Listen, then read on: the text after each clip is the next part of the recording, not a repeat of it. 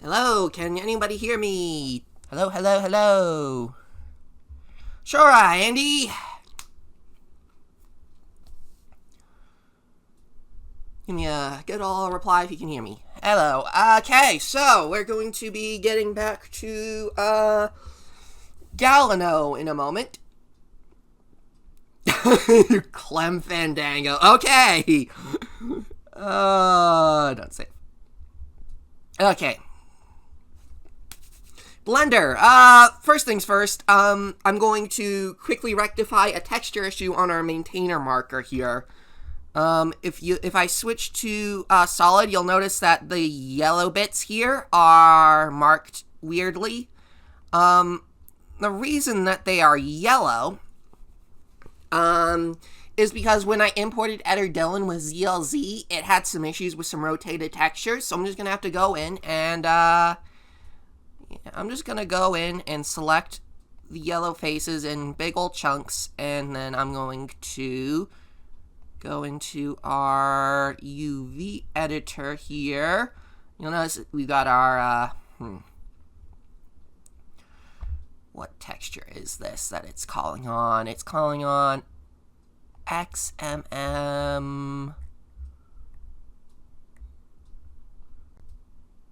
rusty ribbed metal.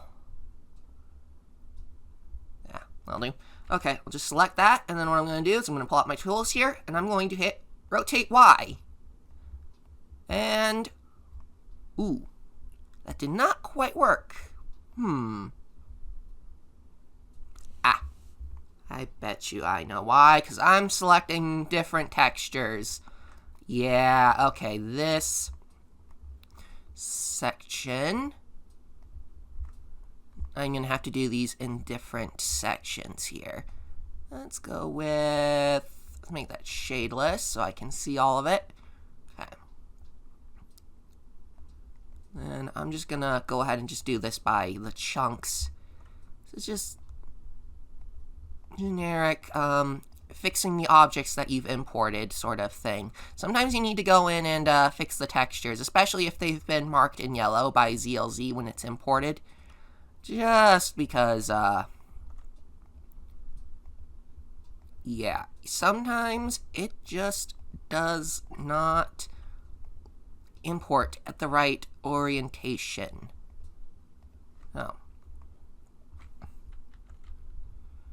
Oh, let's see, this is XMM Steel Rough, so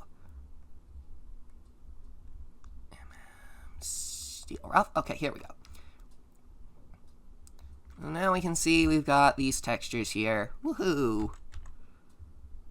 Rotate, and now that looks better. Yeah, there we go. Sometimes you have to do these by texture rather than by material, or rather than do it all in bulk, because it can look weird. Now, I know it's the maintainer marker. It's super, super small. It's not gonna matter too much, right? Right? It shouldn't matter too much. Well, nobody's gonna notice. That's what you might think, but sometimes people do notice, especially the really relatively minor texture gaffes. Like, for the longest time, there was a section of roof in Korman that was just nothing but stretchy texture. Like what you see there, that little bit of stretch. I'm not going to correct that because it's, well, in a way, very hidden away. But, okay, now this is the XMM rusted ribbed metal. Ooh, is that 01 rusted ribbed metal? There we go.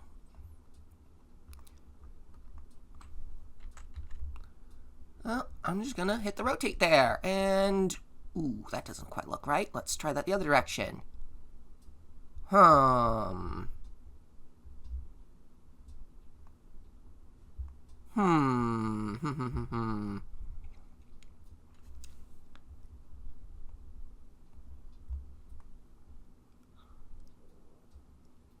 This is where we're going to have to get a little creative, folks, because it is not lining up correctly. Look at that. Whoa, yeah.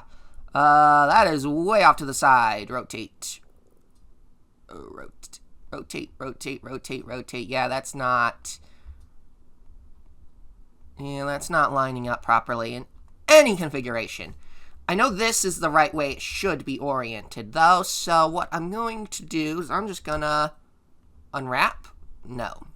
I'm going to Smart UV Project. No. I'm going to go back to unwrap. And then I'm just going to rotate it. But then that leaves us with the conundrum of... What? Where do I line up all of these things? Well, the answer is I'm just gonna do my best, and I'm just gonna line them all up on top of each other, so that way they are consistently showing the exact same texture. And then I'm just gonna boop, boop. Nope. Okay. Cylinder project? No. Smart UV project it is. Okay.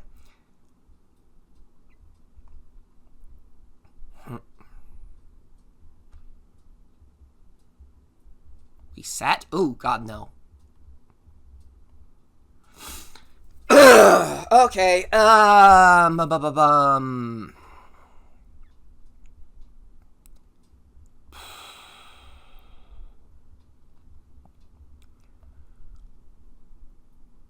What did I do for Edernabri? This is some kind of witchcraft. Yeah, it kind of can be.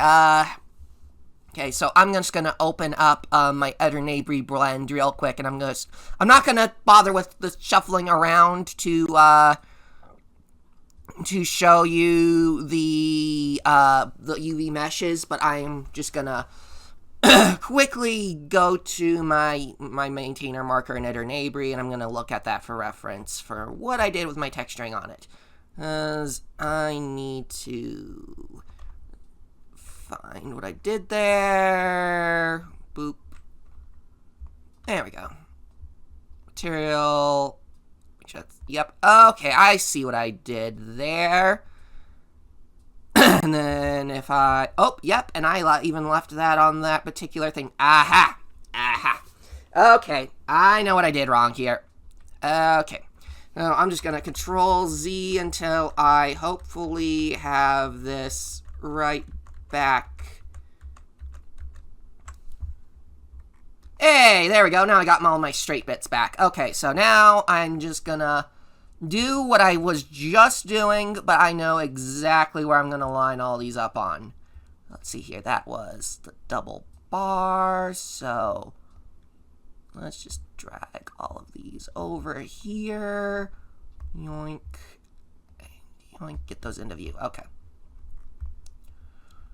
Okay. Now.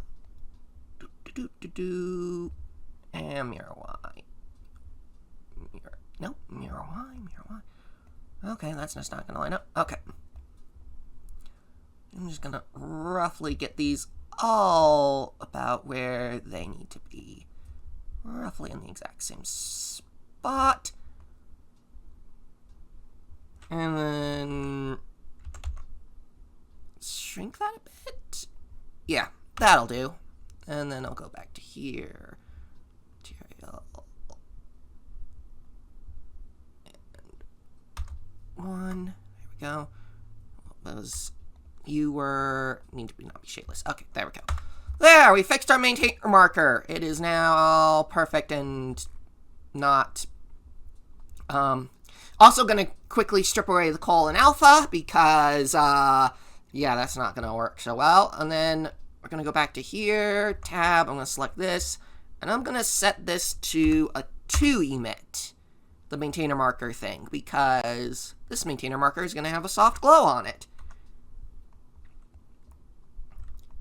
And just before so I don't forget, I'm going to go along here. I'm going to set this to set every single texture on my maintainer marker to the outdoors sun lighting group.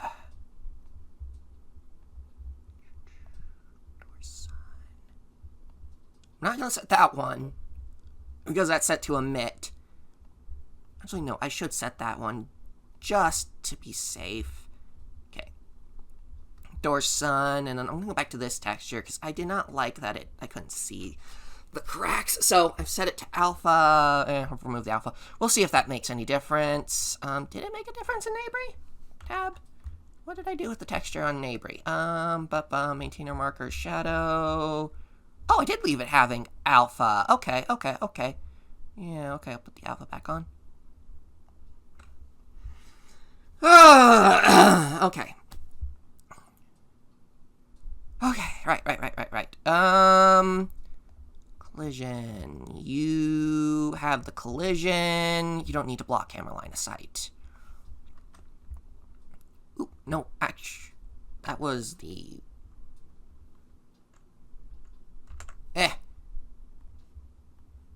That was the wrong blender blend.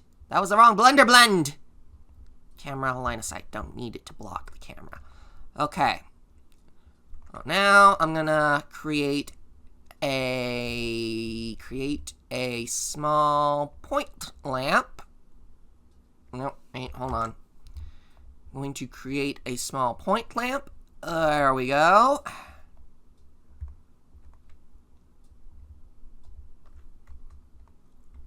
And then I'm just gonna roughly line this up with our thing here.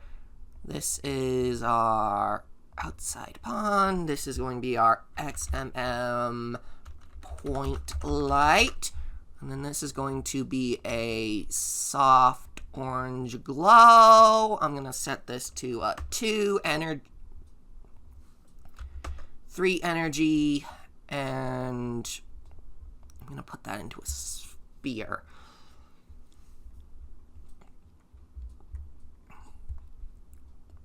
That is entirely too big of a sphere for a maintainer marker. I'm going to dump that down to 10. Let's see here.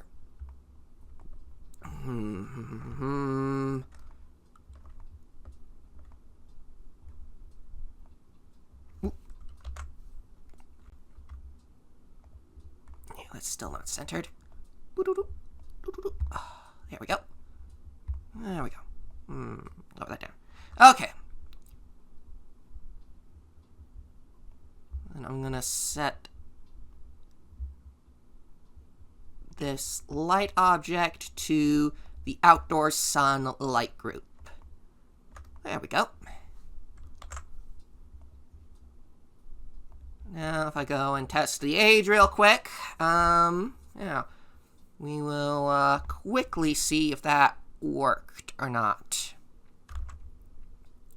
Come on, log in, Duru, please wait. There we go. The SDL patch. Always doing the SDL patch.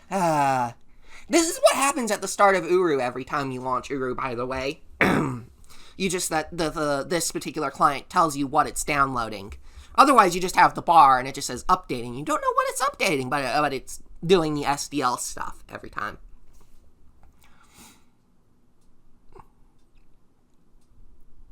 Fun fact.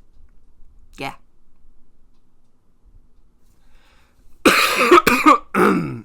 Excuse me.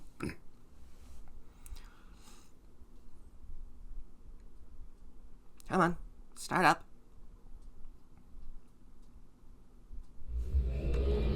Okay, go out here.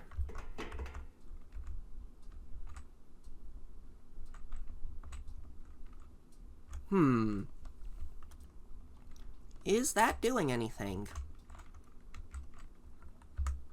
Well, I can tell you one thing. We've certainly at least fixed the textures on this. this a quick little hop. Nope, that was too much of a force. Full jump, come on. Boop, boop, boop. Caps off. Yay, there we go. And look, we've got an orange glow on our pants, which indeed means our maintainer marker is working with its light. Now, if I wanted to be particularly pesky about it, what I would do is I would set it to a gentle... What I would do is set both to a gentle pulse on and pulse off, which I may just do, because that seems like it would be a pretty fun little exercise to throw on there.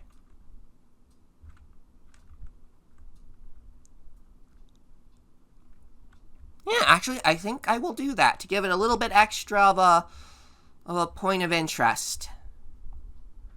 Oh, we're going to go back to our maintain... Nope, no. We're going to go back to our maintainer marker and our point lamp here. Nope. Maintainer... Yep, okay, there's our lamp. Material. Okay. So, we're going to do an animation today. We're going to do a little paired animation today. So how exactly does animations work in Uru? Basically, you have an animation that, basically, generically, animation works is that it's 60 frames. Ooh, hold on a second. Did I set that correctly? There's something. Let me, work camera. No. World decal. What was it? Aha. Yep, let me just check again. Neighbory real quick. What did I set that to? Because if we're going to be doing animations, I want to make sure that I'm setting it correctly. Yes, we want this, instead of being 24 frames, we want it to be 30 frames per second. Otherwise, your animations can get very, very wonky when you port them to Uru, and you end up with your sun showing up in the middle of the night, which is not what you want at all, because things get desynced, and yeah, you want, when you're dealing with animations, like what we're going to be doing, you want 30 frames per second to be your render preset here. And I'm just going to save that to make sure that I don't lose that. Okay, so, materials. I'm going to go to our marker here, and we are already on, no, we're not on. We are on our maintainer marker object here. So, here's how we're going to do our first animation. First off, we want to decide how long we want our pulse cycle to last. And I think on and off over the course of, I think on and off over the course of 30 seconds is going to be enough of... No. We're going to set this to a 60-second loop. So how do we do 60-second loop? I'm going to open my calculator here. Is that showing up in OBS? No, let me quickly add display capture. No, cancel. I want to add window capture calculator. There we go. We now have a calculator. So, basic math time, folks. So, if we have 30 frames per second, and we want this to be an animation that lasts for 60 seconds, that gives us 180 1800 seconds. That gives us 1800 seconds for our animation time.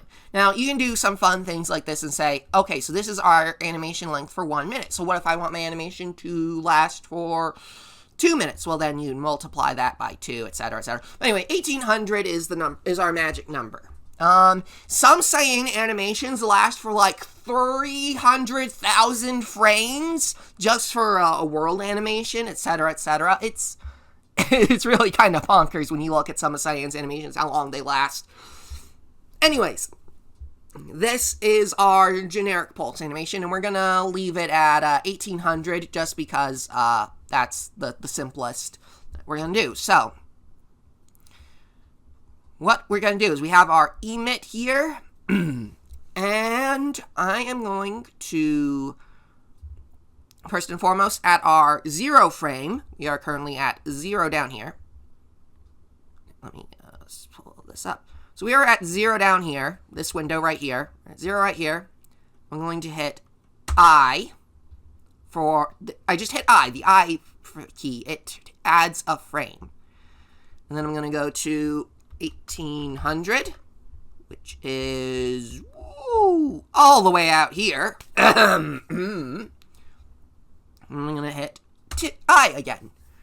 And then for our point light, point, there we go. I'm going to do the exact same thing. I'm going to hit I for energy, 0 frame, and then I for energy. Okay. So, now comes the fun part. We have our start and our end animation matched exactly the same. So, so both of our animations are going to start, and they are, I'm going to add animation, and it's going to start with entire animation, auto start, loop animation. You'll notice that it is technically possible to add an SDL variable to this. I have not gotten this to work yet with regards to anything but the day-night cycle. But fortunately, this animation does not need to be started with a trigger, or does it need to, doesn't really need anything too fancy. So here we are on our maintainer marker texture. And then just because I need to make sure that it will show our pulsing animation as it works, I'm going to hit lighting info and force RT lighting, which means that as the light pulses, then we will see the effect of it on the maintainer marker textures, which is always a fun thing to see. Okay, you can tell I'm putting this off. Okay, so we're going back to our particular maintainer marker texture here. So I want this to pulse off to start pulsing after I want this to start pulsing after 60 frames. So I'm going to go back to here. I'm going to hit I. I'm going to double that to 120. And then I'm going to change the emit here to 0. I. So now we have a frame animation of it being pulsed, holding the pulse for 60 frames, and then over the next 60 frames, it pulses down. And then it will slowly pulse back up to the animation of that. So I'm going to hit the arrow key. I'm going to hit the down arrow key on my keyboard. You'll notice you'll notice the glow on the text. You'll notice the glow on the texture actually is visible now. Boop boop boop boop boop boop boop boop boop boop. Anyway, I'm going to go back to our light object. I'm going to hit the I frame here. I'm going to jump back to this object, jump forward a frame with the up arrow key, go back to this, and then I'm going to set this to 0. So yeah, if you look here, and then if I hit the forward or the left arrow, the right arrow key, the arrow key that points forwards, or if I grab the bar and I pull it, you'll see that it's that we have this little animation here where it pulses off, pulses on, pulses off, pulses on. Yeah, cool. Okay, that is neat and all, but we have an animation lasting 1 minute.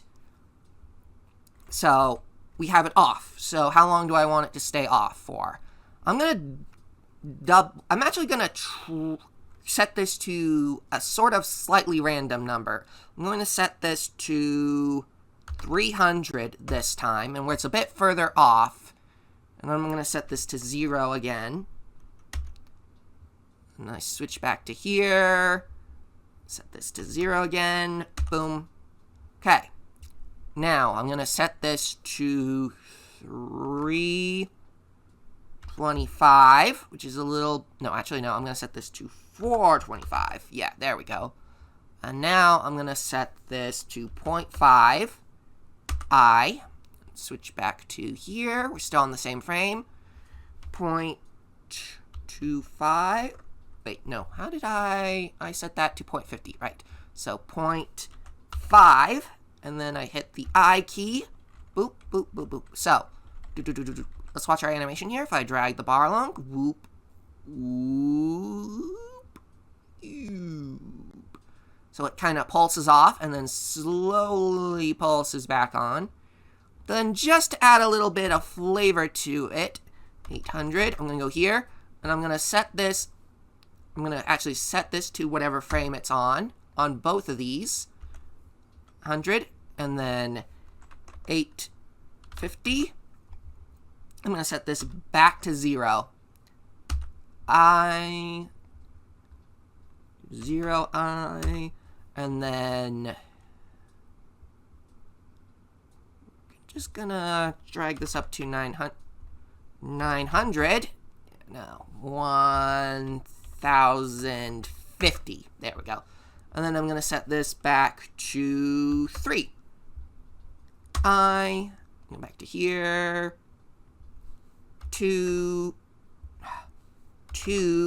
I. So now we have this first pulse that goes off. It lasts a bit, and then it pulses back on slowly, only to shut off. And then it pulses back on again, and it stays on the rest of the loop. And I think that is a lovely first little animation for our maintainer marker here. So, I'm going to test the age again.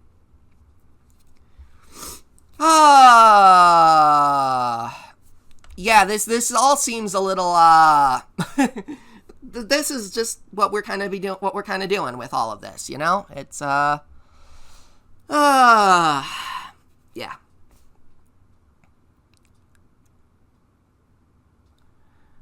Loading.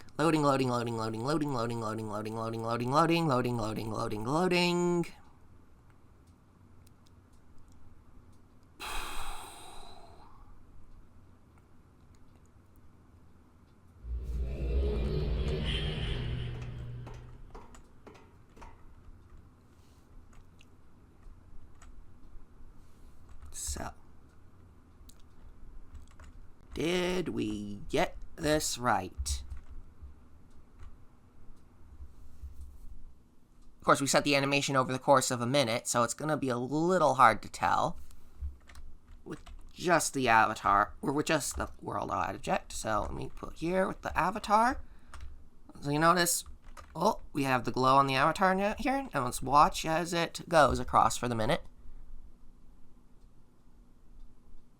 So there's a soft glow on it that's slightly pulsing. It doesn't look quite as bright as it did originally.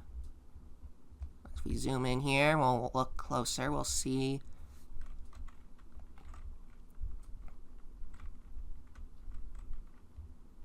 I probably should have made this half the length. I probably should have just stuck to 600. Oh, there it goes. It pulsed off. It pulsed off. We have a working animation. We have a working animation, people.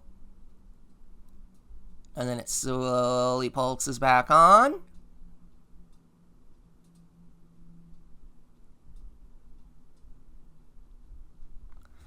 Yay! We have a working animation! Woohoo! And then it pulsed off, and now it's pulsing back on again.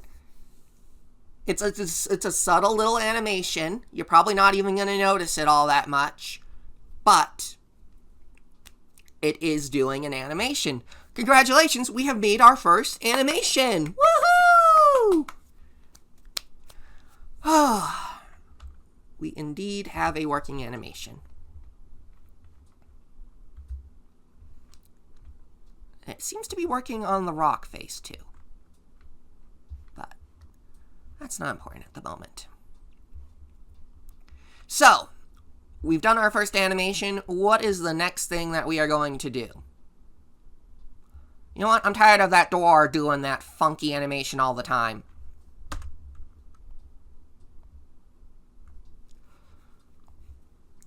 Oop. We are going to switch to our text editor. which is our credits currently, and I'm going to go to our SDL file. Oop. Yeah, it created a brand new SDL file because we renamed the age. So, I'm going to grab all of this, and then I'm actually just going to delete that text file because we do not... that was a mistake.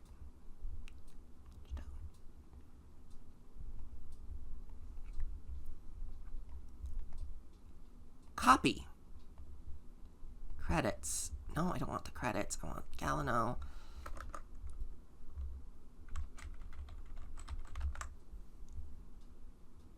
No, I'm actually just gonna copy, and then I'm just gonna get rid of this bit. I'm gonna go into here, version 0, and add our variable. And I'm gonna rename this Gahlahno. And then I'm gonna go with this license. I'm gonna go cut.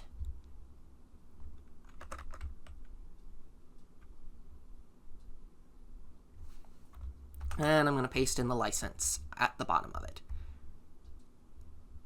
This is a very special SDL file that was automatically generated by Korman. Have a nice day. Read, when modifying an SDL record, do not modify the existing record. You must copy-paste a new version below the current one and make your changes there. Well. Anyways, we have not submitted this SDL file to a server yet, so this kind of does not apply to us yet. So, we want to make a door variable. I'm going to go to my ratio apartment blend real quick, and I'm going to go to its SDL file to look at what I named the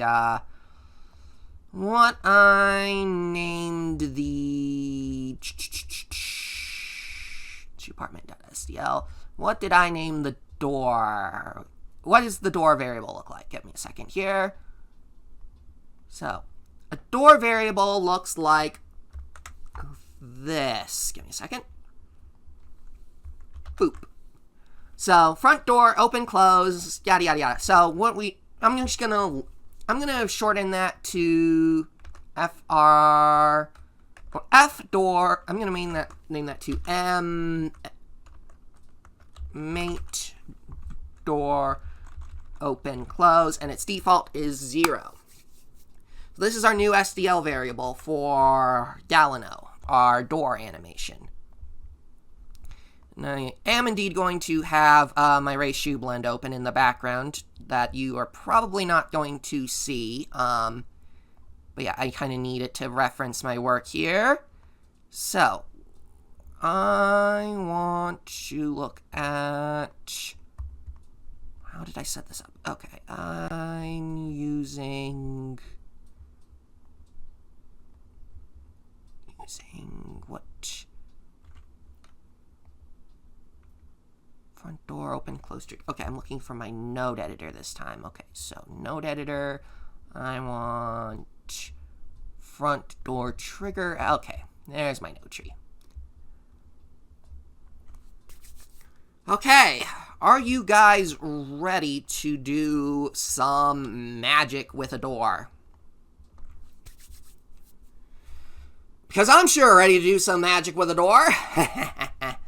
Okay, I'm going to go to our node editor here. You'll notice that we do not have any nodes currently added. Delete. I'm going to add a node. I'm going to, where's the, how do I,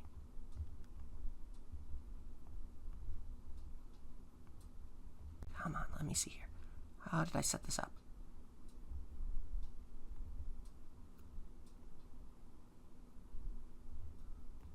Add, come on, where's add? Where's my...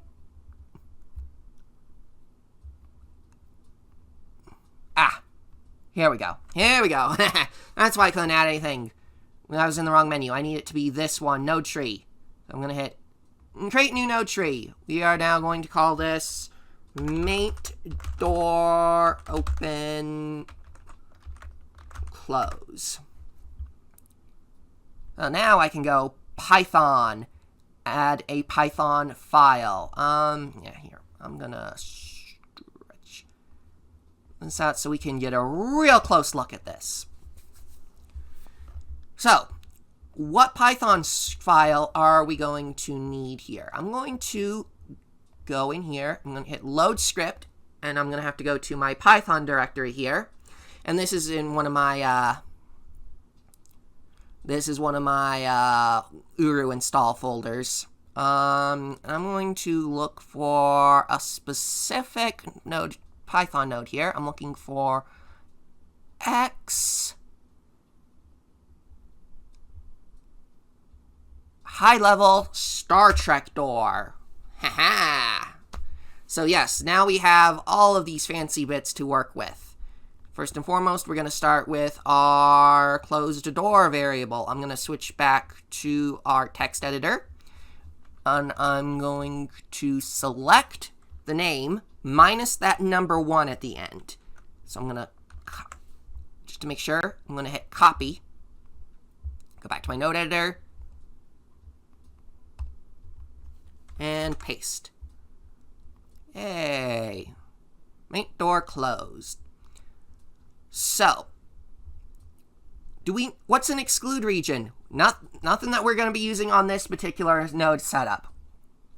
Region sensor. We want to make that a region sensor.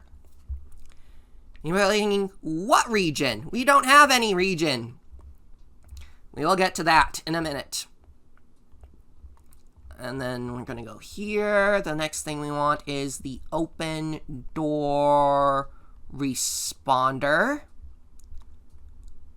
Finally, okay, that's it. That's it for our initial setup here. We are now going to ignore our node editor here, and we're going to set up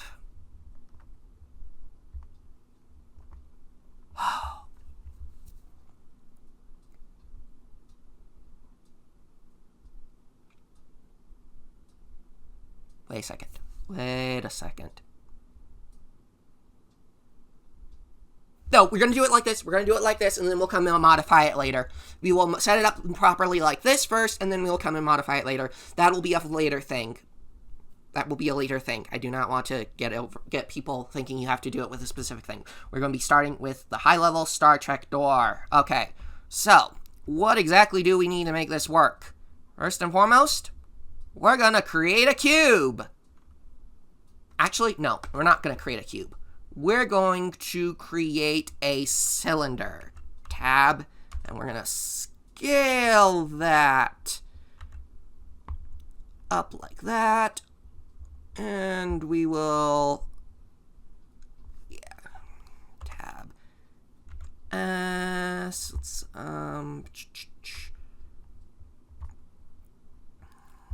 that's coming over here. Wire, draw all edges, set that to wire. Oh, wait, okay.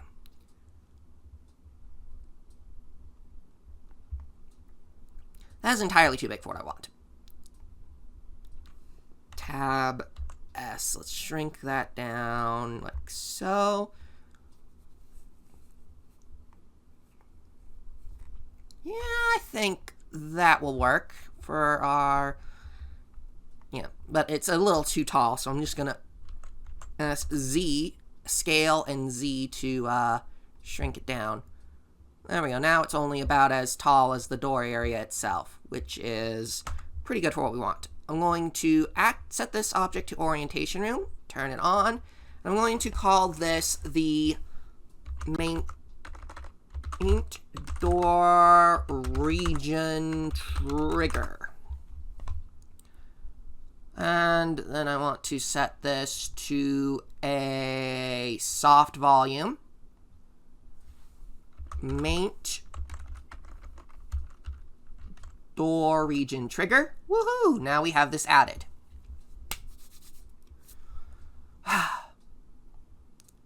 So, now that we have that added, what are we going to set this up to do?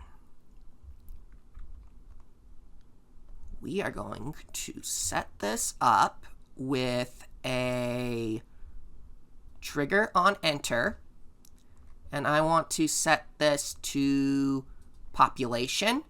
Threshold is 1. This means that when an avatar enters this region, it will play everything that's going to happen down to the node tree. And then for trigger on exit, we're going to set that to population, and we're going to leave it as 0. The reason we're going to leave it as 0 is we want this to close only when nobody is in the region, actively in the region. This is why we're not going to bother with an exclude region at the moment, because with the way we're set this up, this will be an automatic door that will only open when a player is inside the region.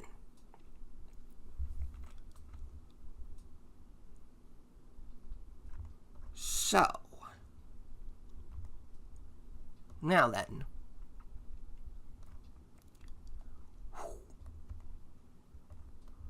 right, I did miss a thing over here with our node tree. I'm missing our closed door responder. We have our door open responder and our door closed responder. We're going to start with our door open responder first. You know what? This would be a whole lot easier if we could see what we are messing with here. Yeah, that's all of our objects there. That's all of our objects. Okay. Okay. Somebody remind me to fix that hole when I'm done with this setup. Okay, so we're starting with our door open responder. We're going to go for state 0. That's going to add a new thing. And we want it to send a message. What do we want it to do? We want it to send an animation command. So to start with, we're going to select this object, copy, paste, and now we have selected this object. So our door open animation is set to not autoplay. I'm going to go to the entire animation, and I'm disabling auto start and loop. So for our control setup, we are going to do animation, door open. We're going to go to beginning, action, play, direction, forwards. Now you notice here it says also backwards. We're going to have to make use of this because Cyan did not design a closing animation for this. Looping, no. And then over here on our close responder, we're going to do the exact same thing. We're going to go to our animation command. We're going to paste in our door name. We're going to do door open. Go to ending, action, play, backwards, looping, no. So yeah, that is exactly what we just did for that. Now, ordinarily, if I was editing this video, this would be where I cut forward in time to where I've added this to all of our objects. But since this is a live stream, you get to watch me do it in real time. Whee! Okay, so we're going to go to our next object here. I'm going to, again, disable the auto start. For our close animation, I'm going to go again, animation command. I'm going to go boop. Wait. Make sure I have the right bits here. Control room door, upper 3. Control room door, lower 6. Okay, door open. Go to ending, action play, direction backwards, looping no. And then I'll go over here, send animation command, paste, Animation, door open, go to beginning, direction, play, forwards, no. And we're going to do that again with the next bit of door. Control C. And as you can probably guess, this is going to get very crowded very quickly.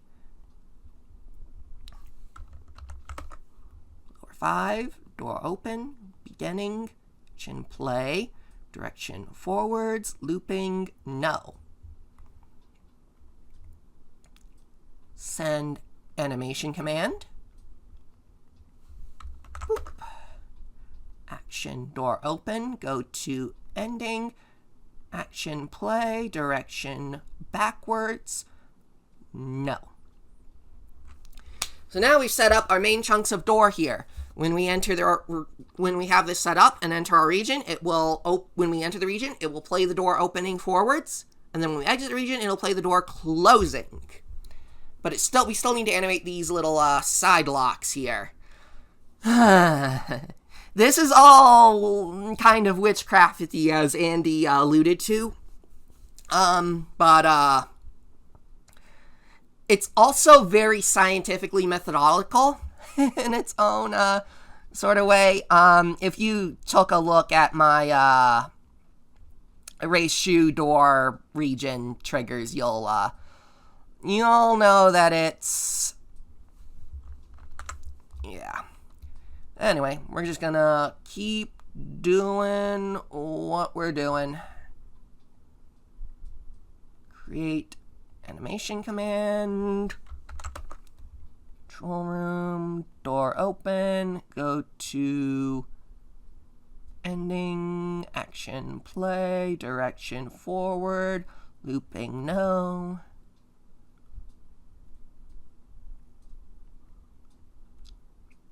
And yes, you can shrink these down, by the way, which I will actually take advantage of. Animation command, boop, boop. Animation, door open, go to beginning, action play, direction forward, looping no, boop.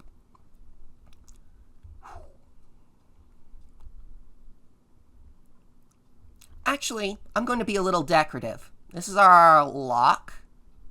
So let's see here. This is control room door lower 5. So this is going to go here. See, this is control room lower 6. I'm going to put this down here. And then this is control room door upper. So you get to go here. And then I'm just going to mirror that setup over here. Why? Because that's the orientation that the door is going to be, that the door is in. Lower 6. Whoop. Control room door upper. Boop. And that's our bolt. Yeah. So we're just going to mirror the shape of the door here just for our own ease of reference. Control room door, bolt. Oop, hold on. That's bolt A06. Okay, we're going to go to bolt B06. Okay. Animation command, boop. B06, go to door open, go to ending, action play, backwards, looping no, doop. Go to here, we're going to hit play, animation, boop.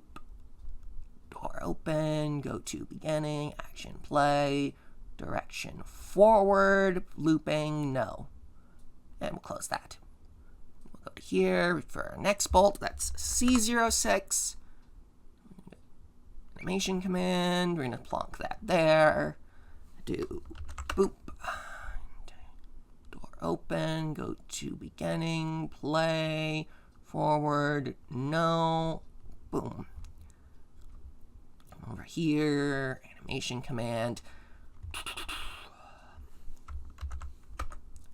Animation door open, go to ending, direction backwards, action play, looping no, doop.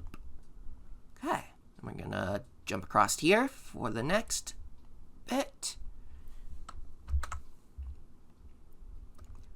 We're just gonna mirror that animation command.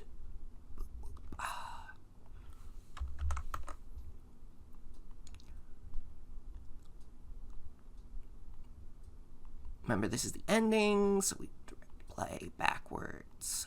No.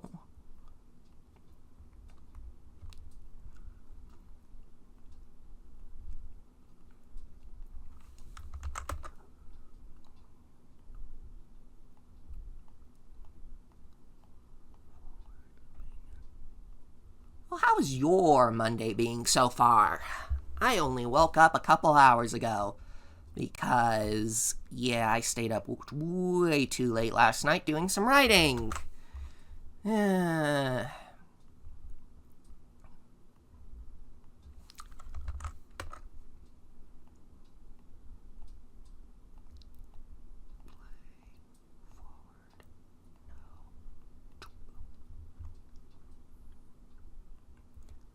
notice there are a whole bunch of other things here. You have things like link to age or trigger sound, which sounds will be important. Action, play, backwards, looping, no, doop. We will get to sounds in a minute. Sounds will be important, but first we're going to set up our door animation to trigger properly. Boop, doop, doop. Copy. Okay, we're almost done with our door animation commands. Yay, go to ending, play, backwards, no, close.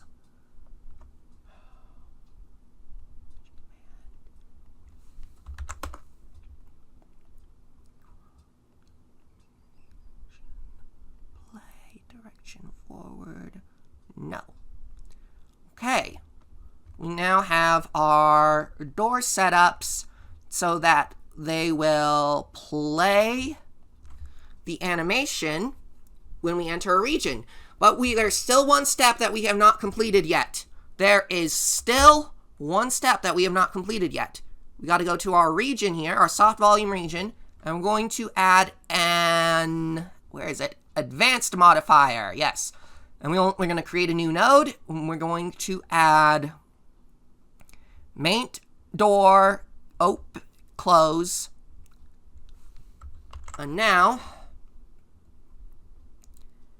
if we have done everything absolutely correctly, hi Wonk, streaming cookies, nom. Yeah, I'm sorry about the nightmare, Andy. Yeah. Ugh. Those are the bad nightmares. Sorry to hear that.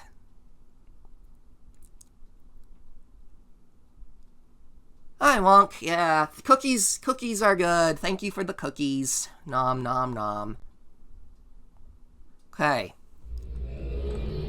Well, this is off to a hopeful start. The door is not playing the animation. Fingers crossed that we did this correctly. Ah! I forgot one of the auto loops. That pin is just... But otherwise, if I exit, chunk, chunk, chunk. Yeah! Oh, we got that working. Woo! Yay! Okay, let's see. That is... Which object is that? That's this pin, and I want to go back over here to disable the loop and auto start. There we go. Okay, but yeah, woohoo! We have a working door animation. Let's just watch that for a moment. Chunk, chunk, chunk, vroom. Chunk, chunk, chunk. Yes! Oh, that is beautiful. Chunk, chunk,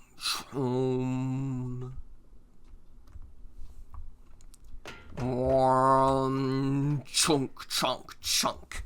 Boom! Yeah! Okay! Woohoo!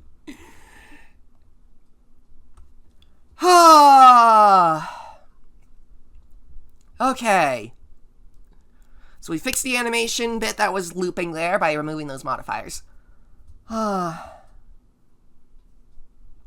I'm sorry to hear that, Andy. Mental health is one of those things. I literally did not wake up until like close to 12 this morning, so I've only been up a couple hours, and I immediately decided to go start streaming. Woohoo!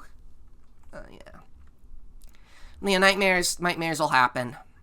So, now we're going to do what I like to call patching a mesh. So, give me a second here. I'm going to grab one chunk of our door here. This is the chunk that has the... So yeah, if you look closely, you'll see that I've presently patched the hole on this side, and I have not patched it on this side. We're just gonna pull a door open here, so that way I see where our chunk of door, resides. So, how are we going to fix this? Well, I'm going to go to our edge tool here, and I'm just going to select the edges here, and then I'm just going to extrude, and I'm just going to pull it out. Nope. Let's see, is that still extruded? Nope. Let's see, we're going to pull it out mechanically with the specific axes, so it's all in alignment. Yep. We're just going to pull it right like there. There we go. What did I do with you? I just stretched that one. Okay. Perfect. That makes this easier. Just stretch the existing bit like this. And then I'm going to select these faces here. I'm going to hit F to create a face. I'm going to pull this one backwards a bit. Yeah, there we go. Then dupe. And then I'm just going to hit Control to make that whole face. Boom.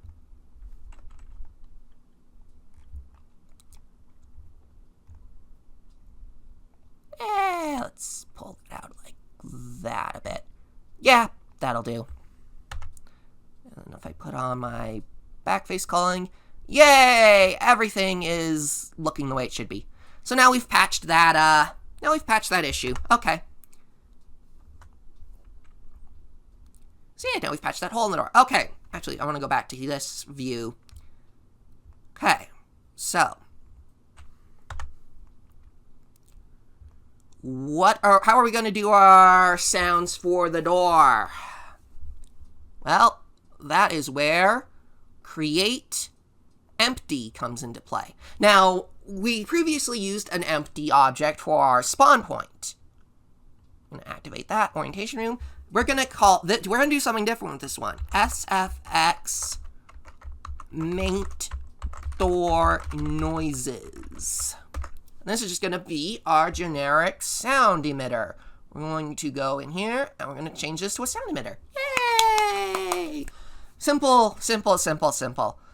And so, basically, when we have a sound that we've added to this, and we hit, play set, when we set this up so that it plays a sound through our modifier, it will play the sounds. Basically, we're just setting this up to do an animation of sorts. So we're going to create a new sound here, and I'm going to hit browse here, and it's not automatically. I got to go navigate to the SFX folder. This is going to take a minute to load because, yeah, there's a lot of SFX sounds in Uru.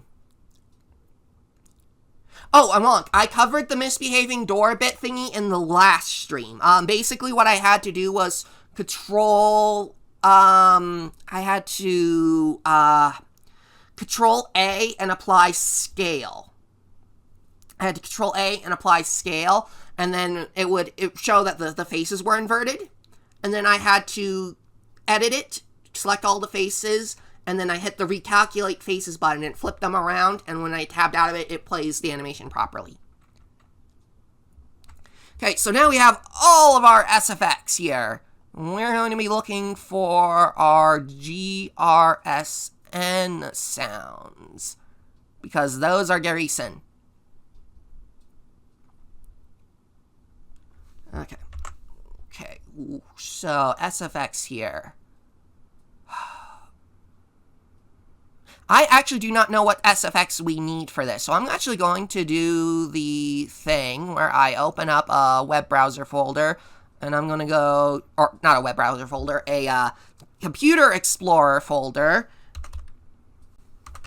And then, let's see here, do I have a window for that in OBS? No, I do not. I'm going to add window capture SFX desktop browser. Yay, okay. Now we have our window here. Woohoo! Okay, so I'm gonna be looking for our sounds here. Looks like we've got what we need right here. TC door bolt closed, TC door bolt open, TC door closed, TC door open. So I'm gonna quickly test this with a Winamp. Hear that? Yeah, that's the sound we want.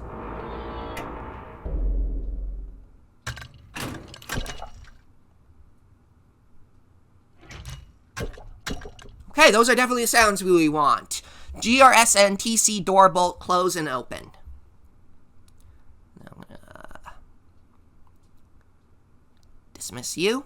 Okay. GRSN TC door bolt. I'm gonna start with the door with the opens.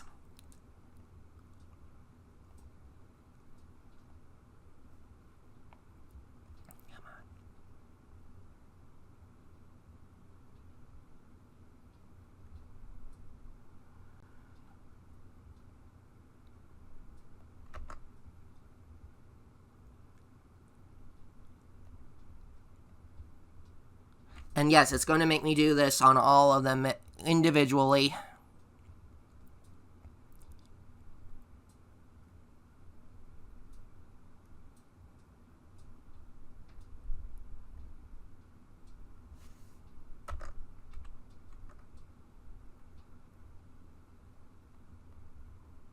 Come on.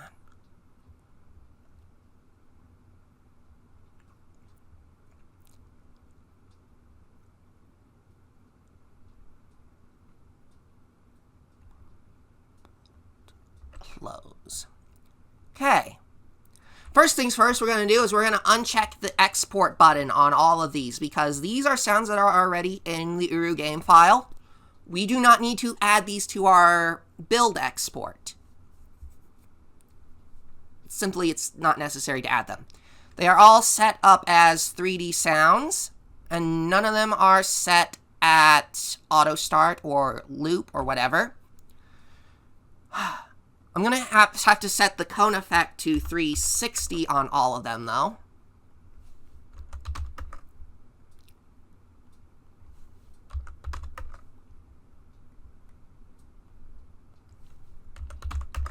Okay, we have our SFX emitter.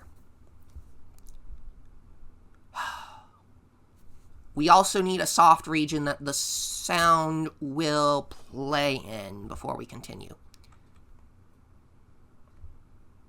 Now, I'm just gonna take this object here, tools, duplicate, woohoo! I'm going to remove our modifier here. This is going to be renamed maint.door SFX region.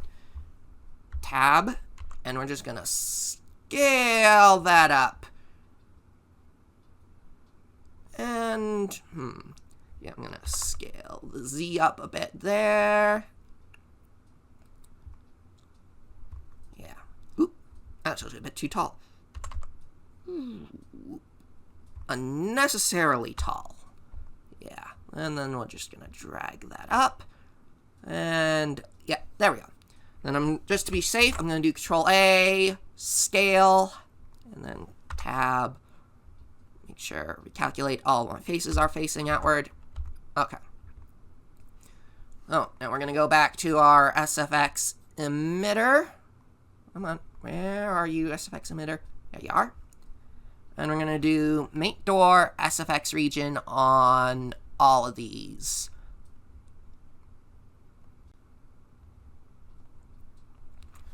Woo! Okay. We're almost there, folks. Sure, Neurovac. Sound bubbles. Yes, a bubble would be a much better shape for this, actually. Let me go back to this object. Tab A. I'm just gonna, while I'm in the object, I'm going to delete all the faces. We now have technically we have an empty object. I'm going to create a UV sphere, and now I'm gonna scale this up. Basically, I have just surgically replaced all of the faces on that cylinder with a sphere. That is yeah, that is a crazy sort of thing, isn't it? And then because it's now a sphere, I actually do kind of need to adjust the size of how this... And we will just have to live with it playing sounds out into the ether a bit. That's fine. That's fine. We will live. Control A, scale. There we go. Sound bubble, wonk. A sound bubble. We have created a sound bubble. Whew, okay. Now then, let's go back to our node editor. Okay. We're going to start with our close modifier. We're going to hit sound instead of animation. We're going to go SFX maint door noises, SFX maint door noises. We're going to do bolt close, and we're going to do door close. We're going to go to beginning. We're going to play.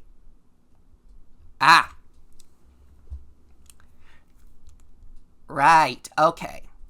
It cannot be a 3D sound now because reasons I don't quite understand, but the fact that it said red with play, we need to make it ambience.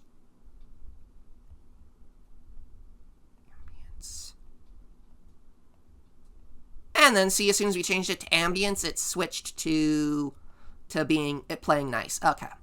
Looping, no, volume, don't change, callback, and beginning, play, looping, no, volume, don't change, callback. Actually, no, I'm going to leave that as callback. None.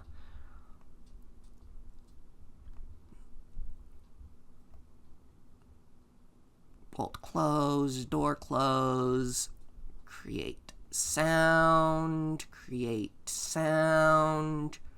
object, bolt open, door open, go to beginning, action play, looping no, volume, to beginning, action play, looping no. Okay. We have now added our SFX emitters to this. Time to see if this works. Did we screw it up more? Did we get it working? Only an export will tell. Now, the reason I didn't mess with the volume yet is because we're going to need to play this by ear. And I mean that literally. We're going to need to play this by ear to make sure we get the volume the way we want to. I've left it default, which is at 100%, so this is going to be probably very loud when I open these doors. So you may want to turn your audio down a little. I'm giving you a big old sound warning right now. I am pretty sure that this will, yeah, these will play very, very loud, and we will not be happy with ourselves. But this is just a test to make sure that it works.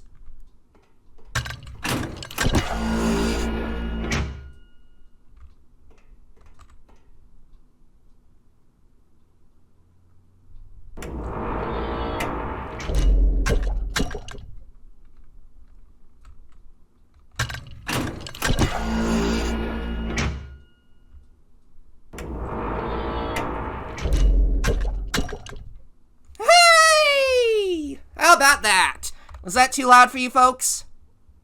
Was that too loud? Because I think that was a little too loud for me. But, the sounds are playing. Sounds are playing. Good level for you guys. Probably because the stream is doing some leveling. So I'm going to have to actually adjust this on my end because that was very loud on my speakers at 72% audio. So yeah, I'm going to lower that down a bit. But I'm definitely going to have to lower this down on my end. Especially because of headphone users. Headphone users are going to get their ears blasted by that. If I was getting blasted by it with my, with just my monitor. Well, we're going to go back to our emitters here. And you see we have our audio at 100%. I'm going to start by dropping it down to 50 on all of these. Our max volume is going to be 50. And I will probably do further adjustment of this privately with headphones because, yeah. But just to give you a sense of what is involved with editing your ages and editing your sounds and all that. This is the process. You put the sound in, you have to listen to it and figure out how it balances with the rest of the age around it. Ah.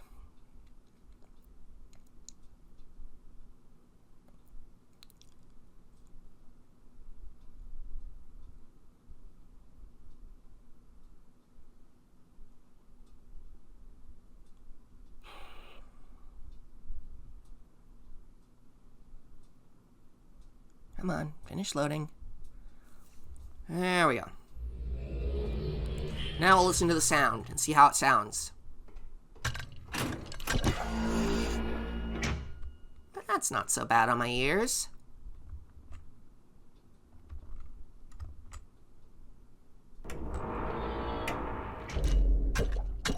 Yeah, that sounds better. That sounds better to my ears.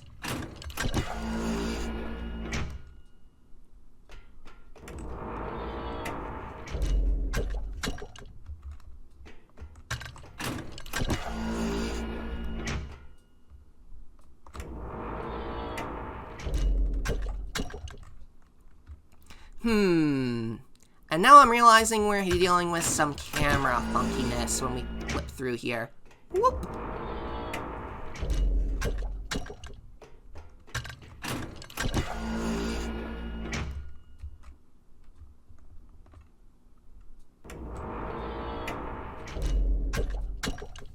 But that is just so lovely, isn't it? To have the click, clack, clunk, tromp, tromp. Okay.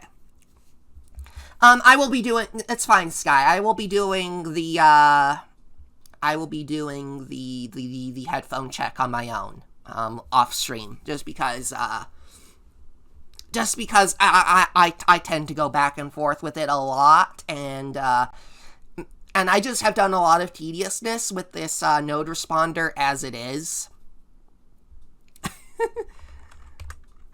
I'm not in the Uru. Okay, so There's still some stuff to do with this particular door in terms of making the key symbol light up when you approach it. But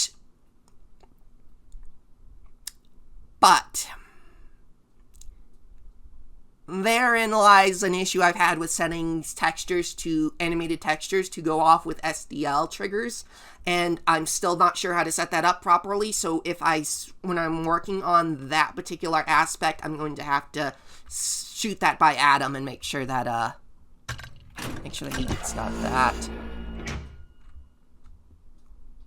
I'm just realizing that there's a texture on that door that is not lit up the way it should be. Yeah, give me a second here. I'm gonna mess with this door. Doop. Whoop. Tab. Let's see. Texture. This. No, I want. Select that face. Yeah, that should be bright red. So I'm gonna set that to 3. Yay! Now that should glow brightly when the door opens. Yeah, okay. Okay, so let's talk camera regions. Yeah, this is going to be a very tricky sort of thing to pull off. And in fact, I'm not quite sure I want to deal with cameras just yet today.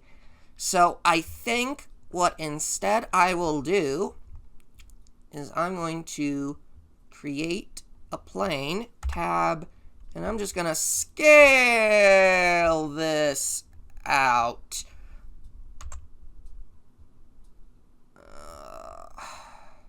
About like so.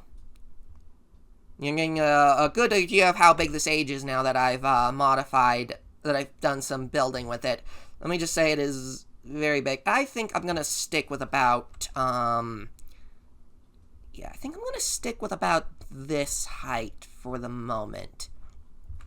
What is this object, you might ask? This is going to be our water line reference. And I'm not going to have it be an exportable, well, I am actually going to have it be an exportable object, but it is not going to be an exportable object at the end of this. What this is going to be instead is me trying to figure out where I'm going to be setting my water at. So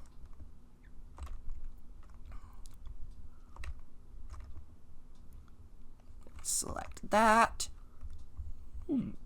Okay. So, no, I just want the main, come on, mouse, there we go. So, this is our metal grate floor. This is our metal grating floor object right here, this big white disc. This is our, yep, so our water line cannot go above that plate.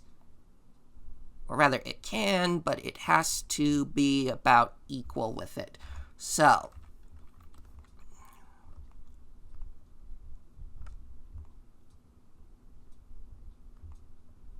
this is going to tell us how much water is going to be, where our level water line is, basically.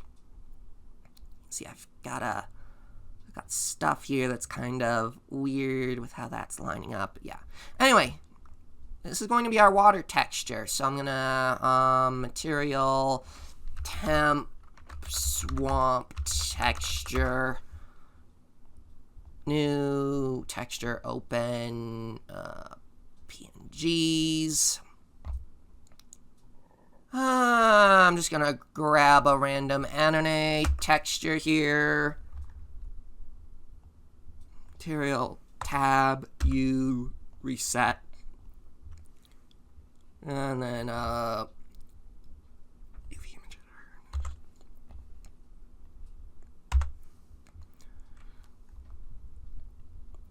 then I'm going to set that to shadeless so it doesn't play around with the water. Or rather, it does play around with the water, but it Rather, so that way it doesn't play around with the sunlight. I need it to not play around with the sunlight. Now we'll go in and we'll test the age, and we will get a sense of scale of how much water we're going to be dealing with in this age. One of the things that we will be doing once we have a sense of idea of how much water we're going to be dealing with is we're gonna have a sense of idea of how much we're going to have to set up to be a swim region, which is its own entire kettle of fish.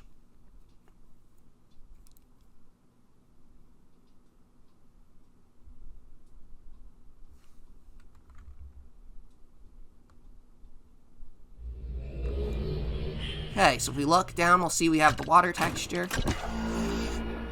Ooh.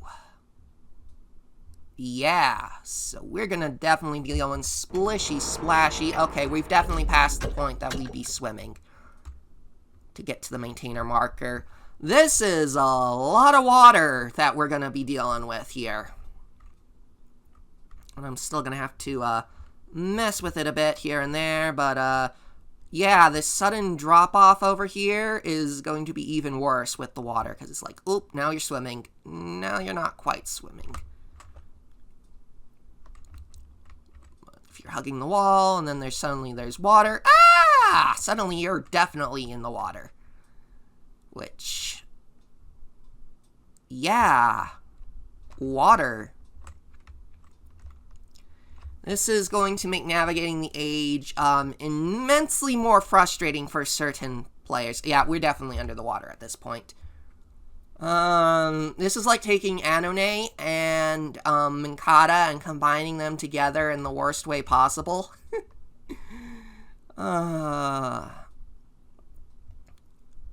Yeah. Okay, we've added our water. We have a sense of scale of how much water we're going to be dealing with, which is, to be blunt, a lot. So what are we going to do next? Well, the thing I think we're going to do next is we're going to build a bridge. Yeah. We're going to build a bridge. That is a lot of water. That will look weird once we actually have water in there. Holy, a lot of water. A water slide. Ha ha ha ha. Oh, you have no idea how much water is going to be sliding around in here. Okay. Basically, this side little path here is going to have a lot of water churning down the side of it. Whee! Okay, so I'm going to go back into our selection here. So, what is our object height here? Our object height is at 0.4 something or other. If I go to our water object, 0.2, negative 0.2. So if I set that to 0.4, and then if I just hit the down arrow until we get the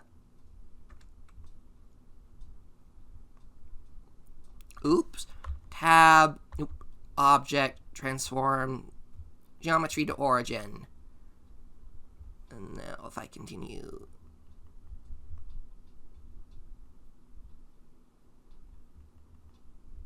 come on.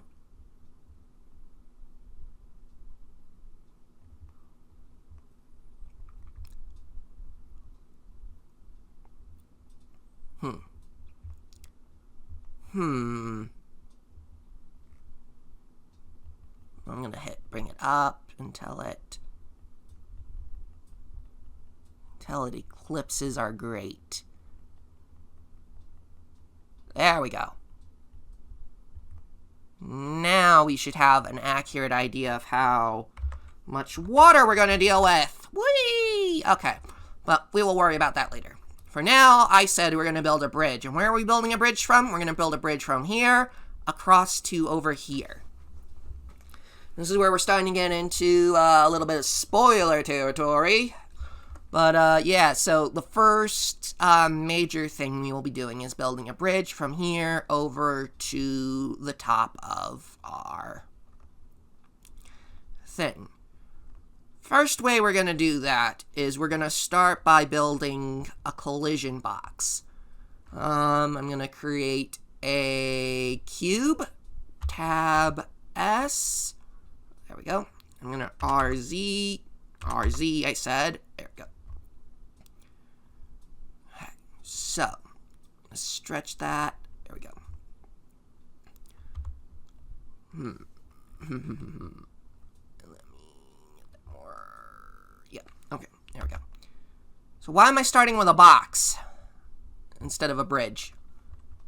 Well, the simple answer for that is I'm going to be turning this box into, well, the collision basis for our bridge. So if I have this roughly lined up like so, and I grab this, and then I'm just going to drag it out. Because this is a collision box, we're not going to, because this is just going to be the collision proxy, we don't need it to be fancy and, physically, how do I say, well, it doesn't need to have a lot of geometry to it. So if I'm going to select my faces, and then I'm going to recalculate them. So now if I go to backface culling, you'll see the faces are all pointed outwards. If I flip direction, they are now gallantly pointed in a direction that will generously be keeping our avatar in place. For the moment, I'm going to grab this edge and extrude it out a bit. That way we kind of funnel players into the thing and they don't get caught on the edges of the raw collision, in which case they might get stuck in some cases.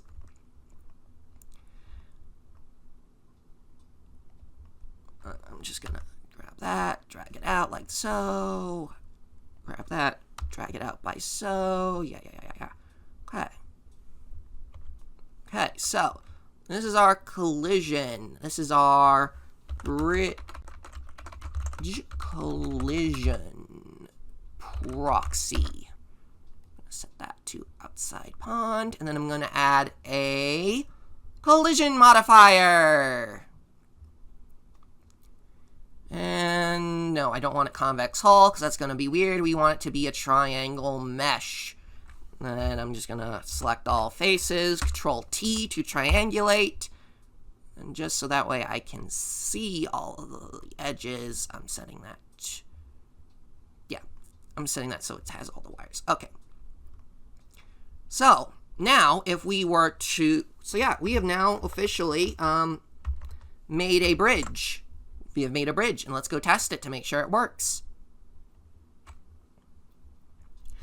Physically accurate, maybe. Yeah, we don't need the collisions to be physically accurate to the mesh that we're going to be building.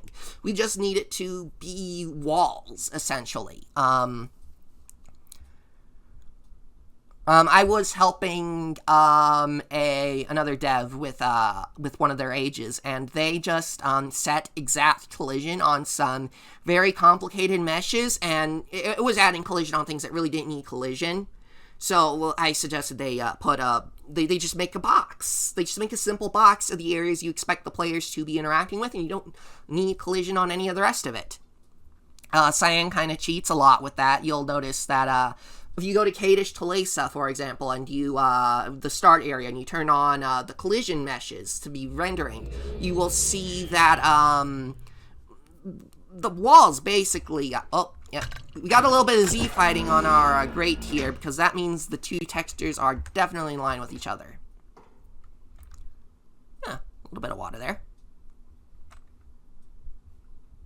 Anyway, so yeah, we can't exactly see our collision box at the moment.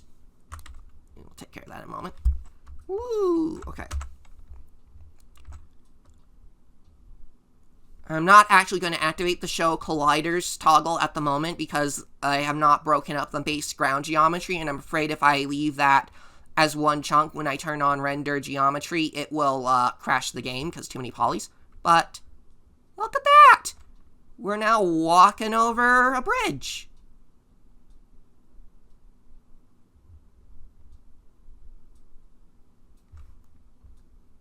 Woohoo! We made it! And then we're up here. Yay! Okay, so we have our bridge, and we have our bridge. We have our walls that are keeping us from yeah. And of course, I believe we are technically high enough up off the ground that when you are down there by the door, if you look straight up, you probably won't actually see the bridge. But this gives you a sense of idea of what we're going to be doing with this age. And that is, it's a leap of faith, yes. I've used this just invisible collider technique in Neighbory in a specific place for a specific thing, which, yeah, a lot of people have found. But anyway, yeah, so we now have our collider here. We have our bridge. We have a thing. And yeah, the mist, like right here in the middle is where you can start to get a sense of just how big and daunting all of this is going to be. Look at how that mist just vanishes there, appears there. Woo! Woo!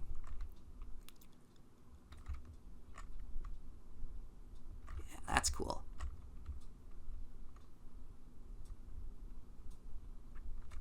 Ooh. You'll notice the fog is causing some weird line issues there with the seams in this rock face. Unfortunately, I don't know why it's doing that. This will happen sometimes, and you just need to, yeah, I don't know. We will work on that. But yeah, so we've got our bridge. Whee! And then if you're not careful, you'll fall off. Yep, okay. Into the water. Whew. If you excuse me a moment, I will BRB, because I need to get a drink of water. So I will be back in a moment.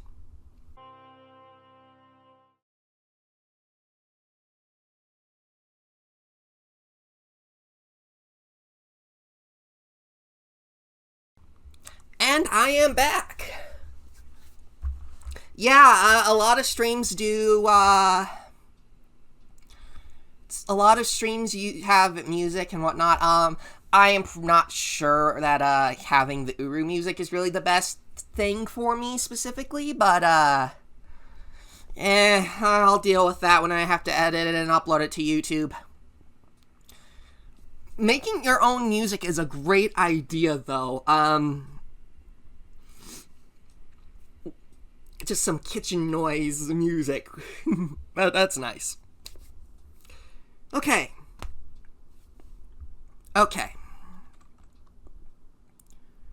So, we need to...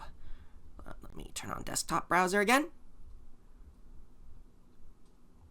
Okay, so I'm going to go back to my texture folder, which is here. So, I'm going to make, I'm going to put it quickly up to a slight vote. What kind of bridge should this be? Should this be a standard maintainer's stone, you know, kind of like the rotating bridges on Garrison? Like just that kind of textural style? Or should we do a wooden plank rope bridge, like in Neighbory? Any thoughts on that? I'm personally leaning towards a rope bridge, just because I know how to do rope bridges. But the maintainer bridge makes sense, yes. So, for this first bridge, we will do a maintainer stone doorway. So, let's see here. We've got a lot of grease and textures here. I'm gonna be thinking cement. Okay, are you guys seeing that now? No, you're not. Are you? No, you're not. Okay, let me add another window capture pictures. I want to add photos. There we go. Okay, now you guys can see the textures here. Okay, so the story behind the bridge.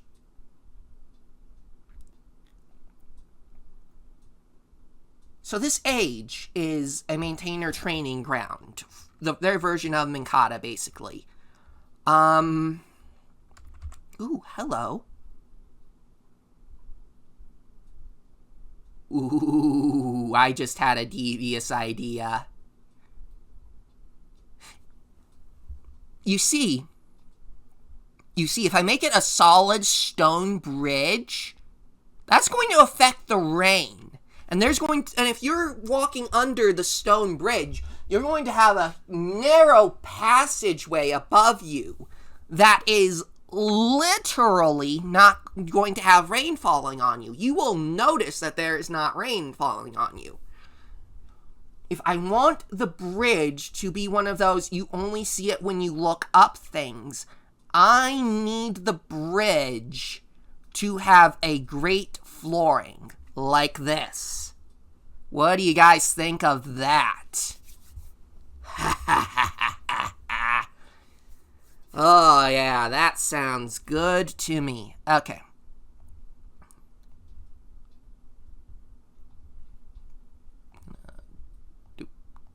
Okay. That sounds very good to me. So, I'm going to start with our mesh here. And I'm going to properly set that to wired frame. Now then, I'm going to select my two frames, my two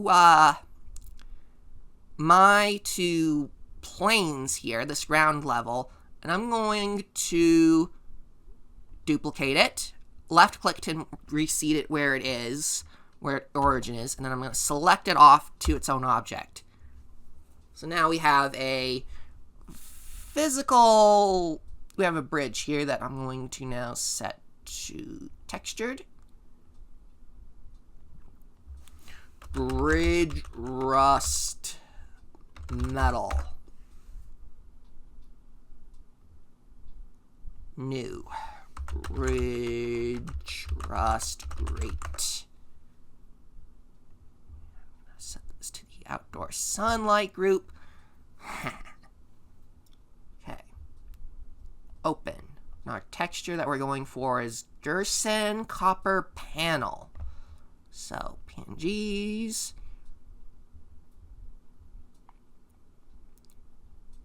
Gerson. Let's descend. Gerson.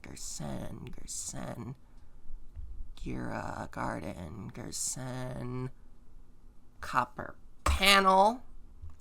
And then beside it was a copper strip, which I'm also going to probably use. But more on that in a minute. Material. Select all my frames. Reset. Ooh, that looks nasty. Let me go unwrap. Ooh. Cube project. No. Smart UV project. There we go. Okay. And Gerson copper panel. Okay. Let's see here which direction. Okay, so it's stretched in the Y value here. So I'm gonna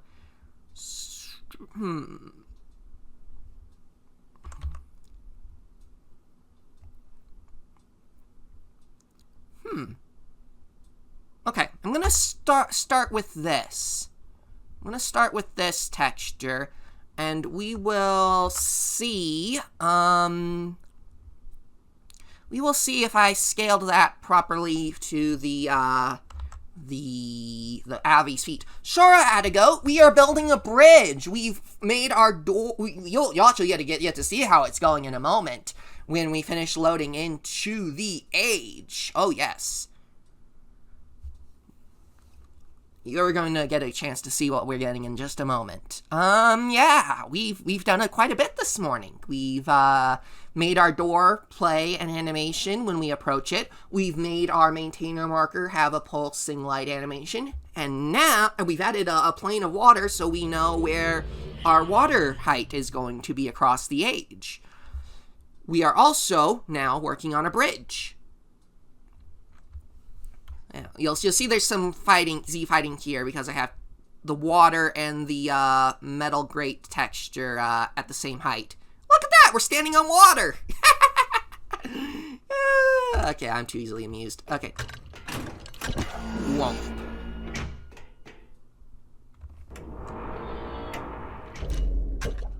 Woohoo! Yay! So yeah, can't see the bridge at the moment from below because I currently have that, I have that set to only show one face. So if I zip up here, boop, doop. Okay, yeah, I need to mess with that scaling because, if I just leave that like that, our Avies are gonna be slipping their feet through this constantly, which is, not a fun time for anyone. Yeah, we're not gonna be doing that. Yeah, the scale of the age is, the scale is very massive. Yeah, so tab, and then we're just going to scale that like so. Yeah, I'm gonna quickly set that to double-sided just so we can see how it looks from below. And we're gonna test the age again and make sure that, make sure that our feet don't slip through the holes in the grate. Because we want it to have rain passing through it, not the people walking on the bridge, you know? Oh, it is, yeah, that would be very, very bad. If we fell through the bridge, wouldn't it? That's liable to twist ankles, and we don't want that. We do not want that at all. No siree, we do not want that.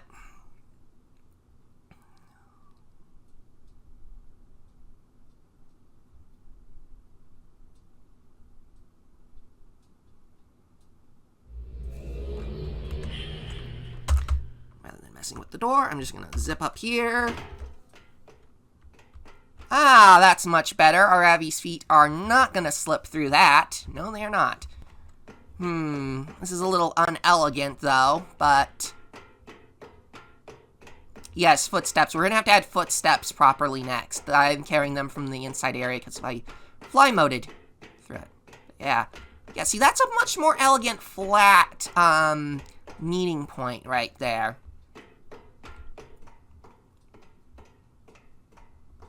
Yeah, we have a metal bridge. If we go down, look through here.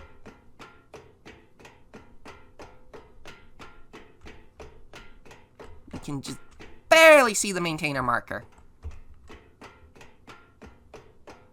And then I'm just gonna jump through here. Whee! Can we see the bridge? Yes, we can. That's not exactly what I want. You know, I don't want people just seeing the bridge from the ground level.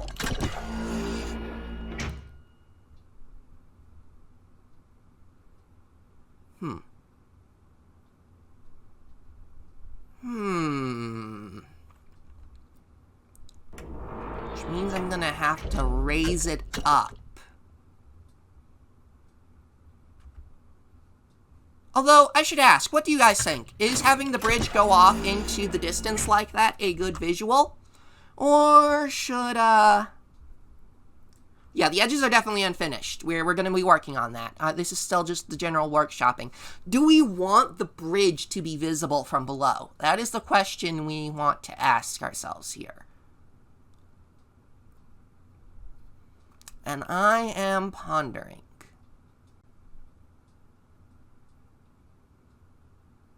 Captar, yes, this is a very, I'm definitely pulling some Captar imagery from this place right now, that is for sure.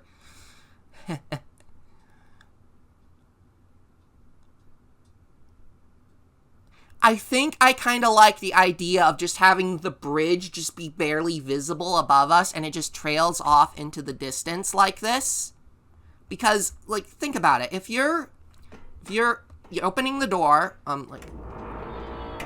so you link in, you open the door, you see the maintainer marker in front of you, and you come out to the maintainer marker, and then suddenly, if you're noticing, you see something slightly kind of appear in the frame above you, like whoosh, oh, what is that?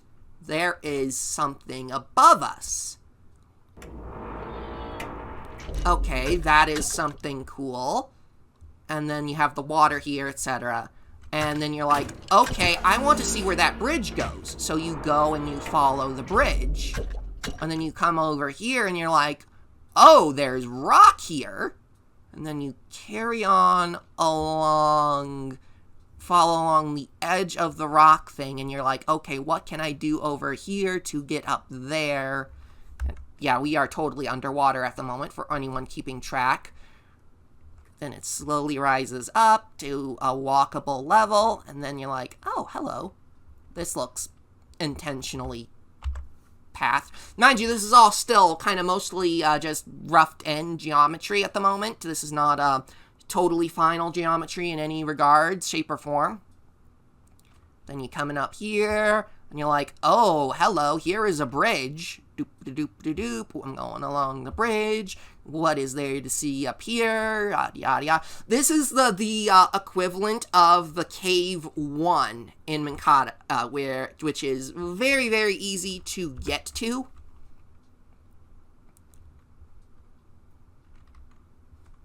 Yeah. I'm liking that. Yeah, I think I'm gonna work with this. Yes, make the player want to get there. This is the easy one to be like, there's something here. This is the easy point of attention thing. It's like the cage. Yeah, okay. So, now, how do I explain away the giant walls here? Admittedly, I can probably just lower those down once I have my mesh figured out. So, okay. Okay. Okay.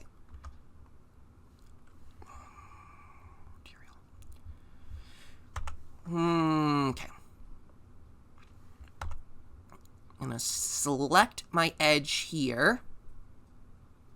I'm gonna extrude it out.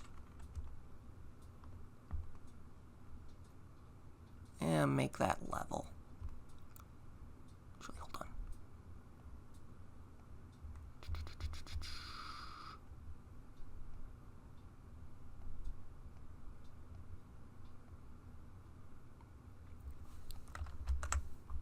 on. Let's make that.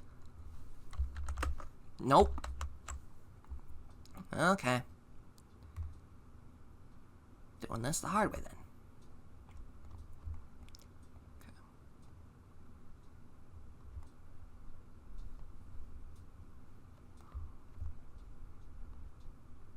That's straight. Not gonna.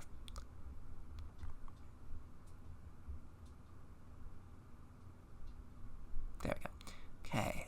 Now then, I'm going to extrude that upwards.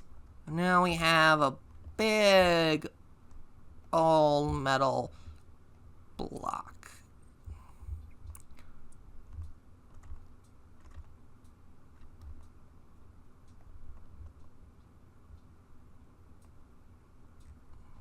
Yep.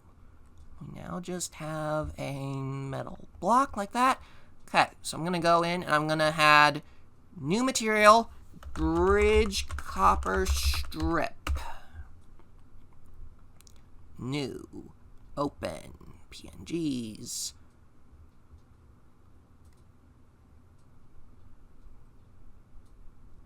Dersen. Copper strip. Let's set that to shadeless. Assign. I said assign. There we go.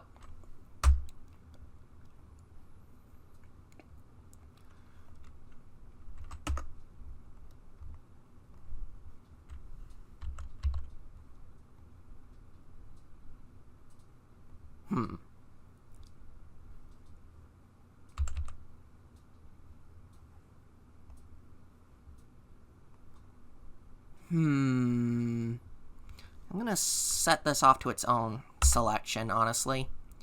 Yeah, that'll do. Tab. Reset.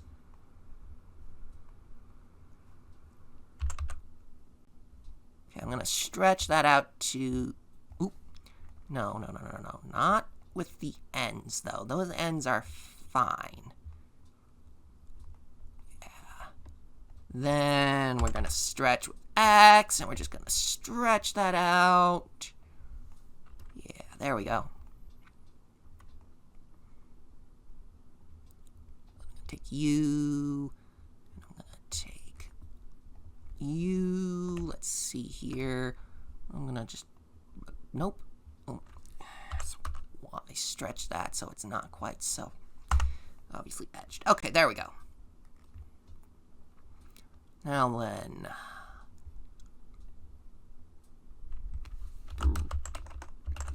railing,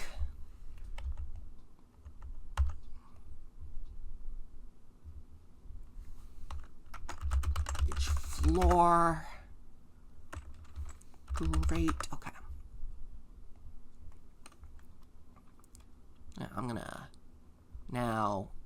tab into that, select all my objects. I'm going to duplicate the bridge railing. Yeah, there we go. And now I gotta pull this, come on. 3D cursor so I have an easy access to it.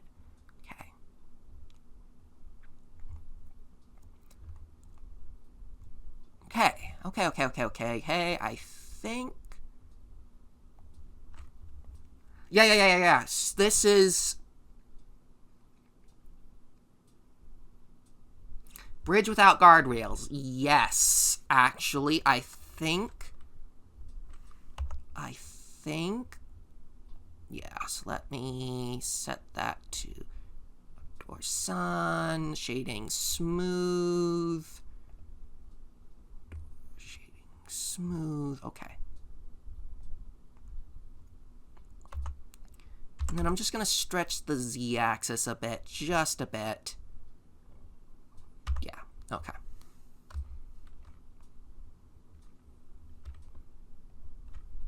Okay. Now then, tab. I'm going to select, boop. No, I don't want the individual vertexes. I want the lines. Come on, select that. There we go. And now, if I pull this down, yeah.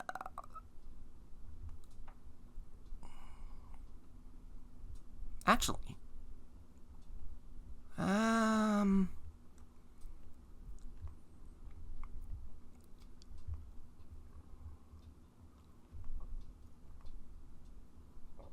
If I pull that, yeah, okay. Then I'm gonna be a little delete. Yeah, I'm just gonna delete these little wall bits here. Delete faces. Okay.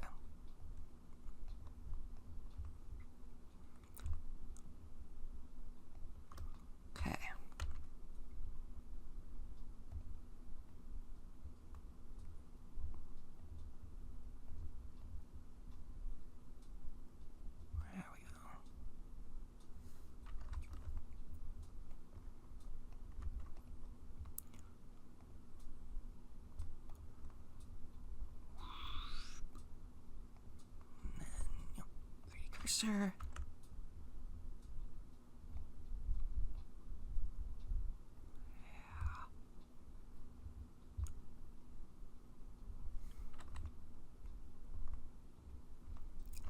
Yeah, there we go. Now we've got a nice little bridge proxy. Yeah. Yeah. I'm liking this. Test the age. We'll go look. Yeah, so no guardrails. Absolutely no guardrails. You're on your own with this particular one. If you are not paying attention, you will easily walk off the edge. But I'm going to have those little curbs on the ends just because it will make it look like there's actually, like these are just the supports that are holding the bridge together rather than being an intentional curb meant to catch players to keep them from walking off the edge, but it's still going to serve as a slight catch for players. Yeah, look at that. Look at that. That looks like a proper bridge up there now, doesn't it?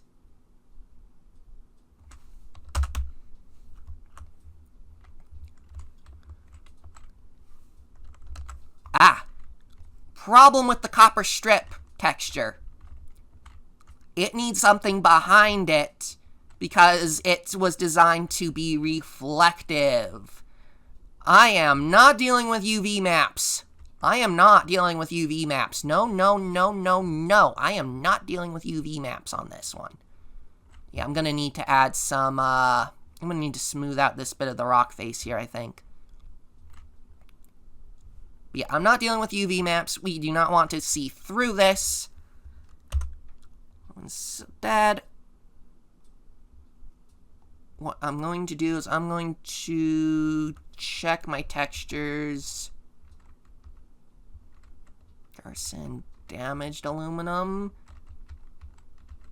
I think that's got dirt stripped, door metal, NTP. Okay, yeah, no, transparent.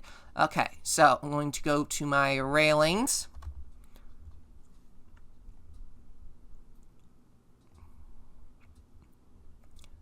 I'm going to add a new copper. No, I want this to be first strip. Rusted backing. Pen, PNG. What texture was that I said? Gerson damaged aluminum. Okay.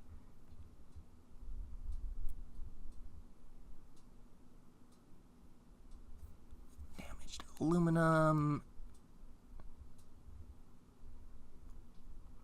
Door metal. There we go. Let's go to our material. There we go. So our base texture is now on the top. This is the rusted backing with no transparency on it. I made one that's not transparent. And then I'm over top of it, I'm laying the copper strip texture. This is now suddenly getting into a rough introduction to texture layering, which is one of texture blending layering, which is one of the things that Uri's Plasma Engine was built around. And this feature is part of why we are so annoyed at Blender for dropping support for this particular feature in future versions from 2.8 onward, but that is a different story for another time.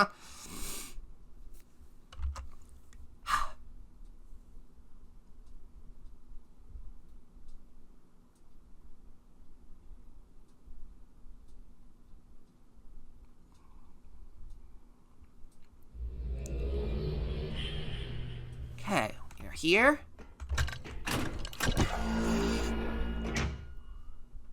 Okay. It's looking good so far. Yay! No transparency on our little blockade railing here. No transparency. Yay. Okay.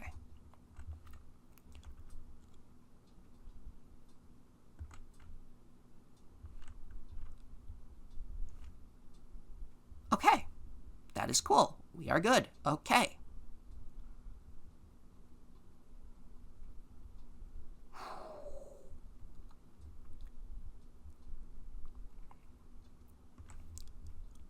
So, yeah, this age is kind of quiet without footsteps, isn't it?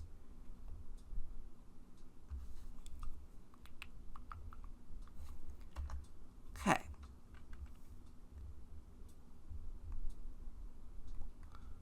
Generally, overall, I'm going to create a UV sphere, tab. I'm just going to scale this sucker up. Yeah, there we go.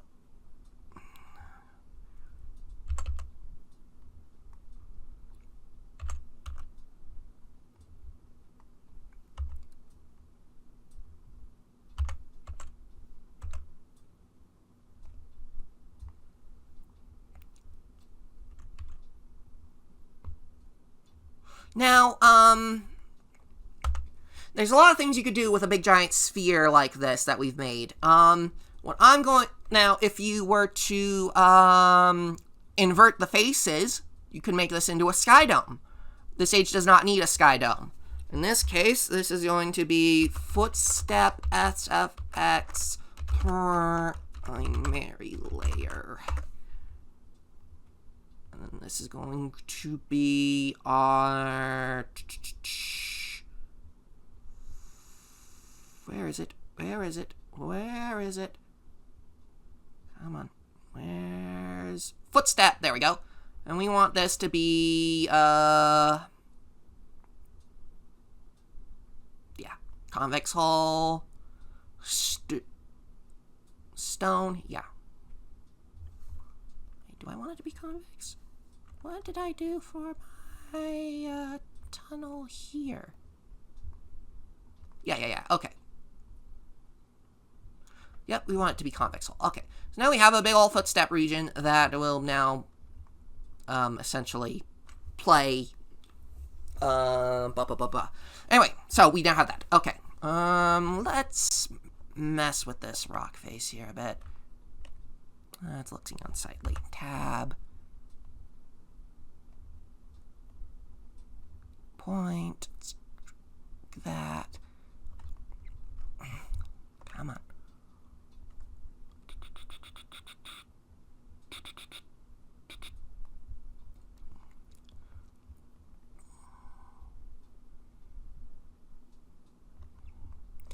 Okay.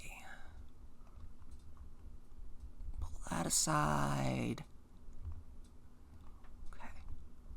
Okay, that will fix that. Okay.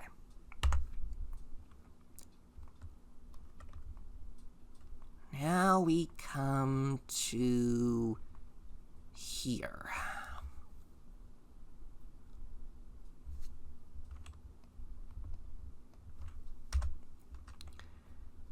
Okay, I'm going to need to do something with this bridge that is going to require...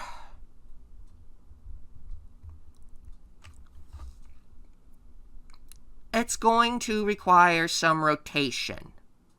So I've set all my origin points to the same point. So, bridge railing. I'm going to parent this to bridge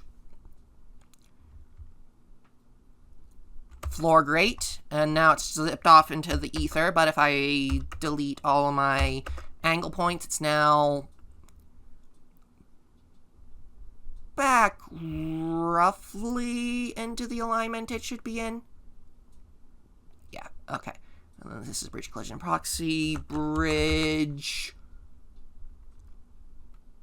floor gate, doop, doop, doop. Okay, and that is...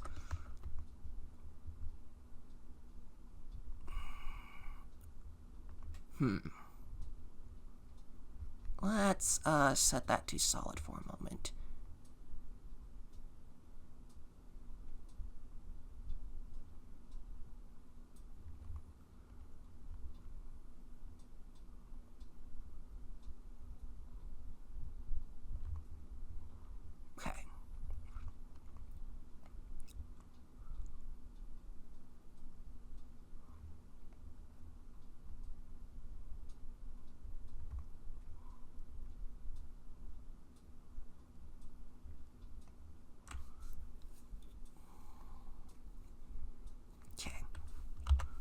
gonna select my faces here. I'm gonna lower them down. There we go. Okay, now then, wire. So, I'm going to set my 3D cursor there at the origin point. So, I'm going to select 3D cursor. Okay. Now that I've parented all these together, they will technically all move as one thing. So, R, I'm just going to rotate this up.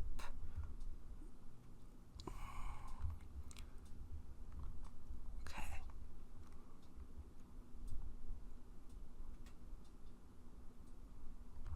Up. R to rotate it down. Okay, I'll make sure that it's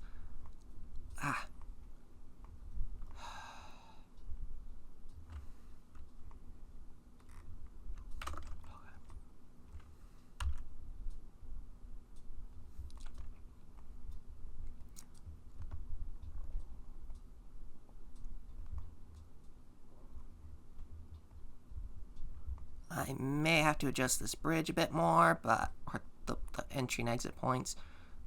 But I think, okay, yeah, fine now. I'm just gonna Control A, rotation. If I did take tab and then I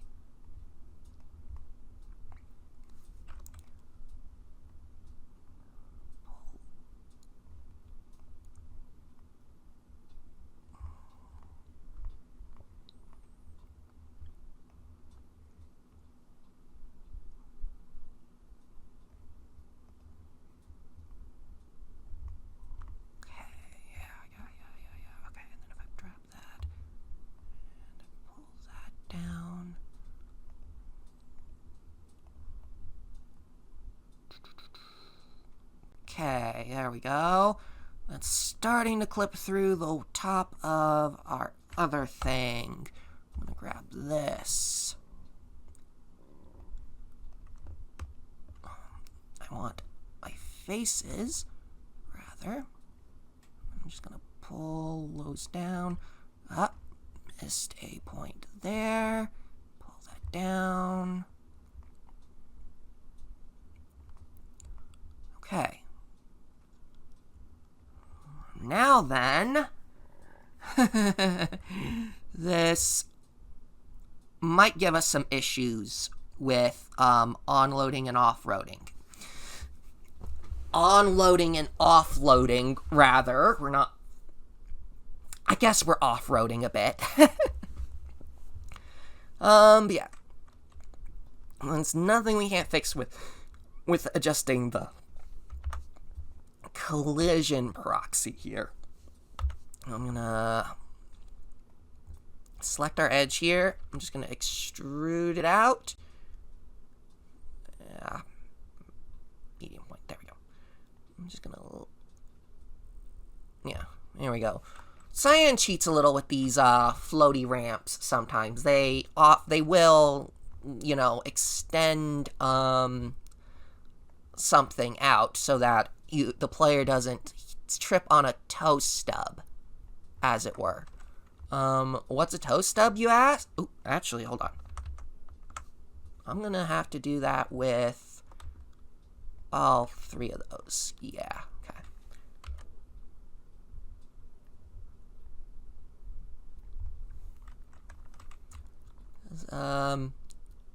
Yeah, what's a toe stub? Yeah, this being an unfinished edge is a toe stub. So, we're going to need to grab this. And now that there's like a big ol' flat plane that's kind of sticking out. Yeah. A toe stub is basically anything that will stop your avatar dead in its tracks and you're just kind of walking against, you know, something. So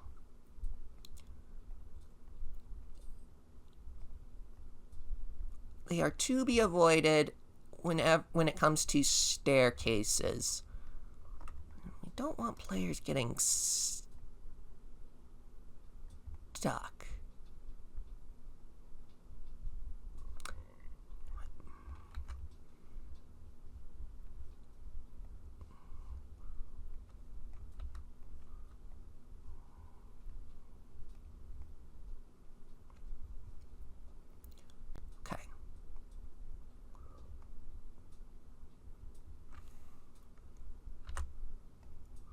Pull it down. To pull that back. F for face. F for face. Okay. Now then, that's gonna need a face to fill in. Yep.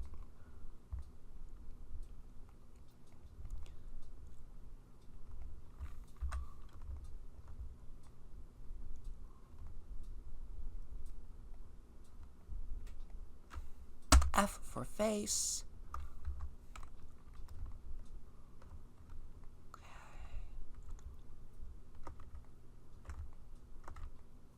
Okay, as far as I can see, that's not going to be an issue on that end. Okay.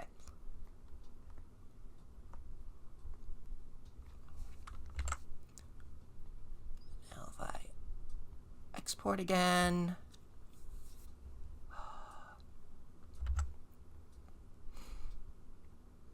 Let's see, we've been streaming for almost 2 hours and 20 minutes. My throat is starting to get to me again, so after this last pass, I am going to call it for now. Yeah.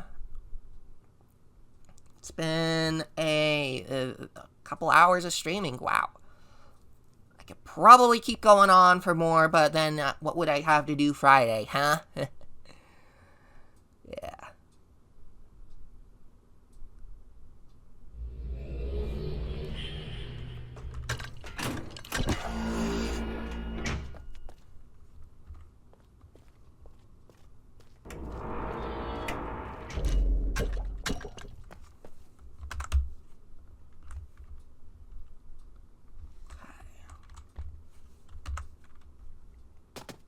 Yeah, I need to finish that off a bit more properly. It ramps up. Oh, and it's got enough of a... It's not enough of a lip to keep you from walking off the edge if you are not careful. Whoops. Whoops. Okay, well, this edge has more of a solid edge. Or does it?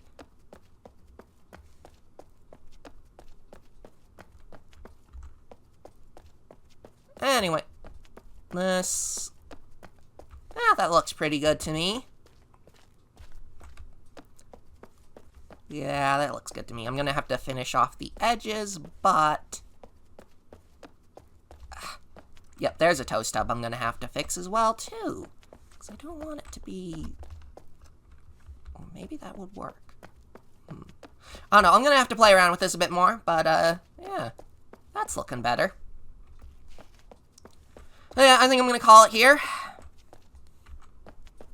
Yeah, I'm going to call it here. Thank you for watching, everyone.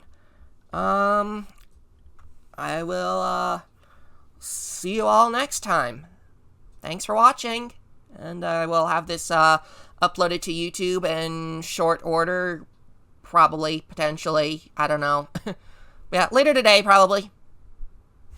Bye.